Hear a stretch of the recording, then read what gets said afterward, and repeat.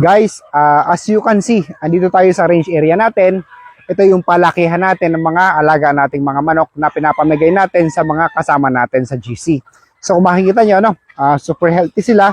These are February born at malapit na itong i-harvest. So sabi ko nga sa inyo, ngayong Father's Day, mamimigay tayo ng 5 or 5 stag para ma-enjoy ng mga tatay ng tahanan natin. So kung makikita nyo, hindi lang yan. For the coming months, marami pa tayong ipapamigay na mga katulad ng mga stag na pinapamigay natin at mga materials. So ito yun. Ito yung pagka-harvest nito, ayusin lang natin ang katawan. And pati yung mga lalaki nito, pati yung mga stag nito na mga hindi ko gagamitin, ipapamigay ko rin sa mga exclusive na members ng GC natin.